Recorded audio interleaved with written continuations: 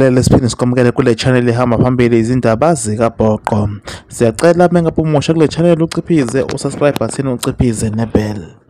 Indida kubonakala umfokana noDumaza Mshizi yaqoza imvumane evunyelwe Obama eMelika ukusisela kwenyoni phezulu kopeya kuze mhlawumbe inkofi yaphansi kuzisambithi. Ungizwe umfokamchunu wavunywa Obama kwelesemelika ebonakala ihamba ngeinduku.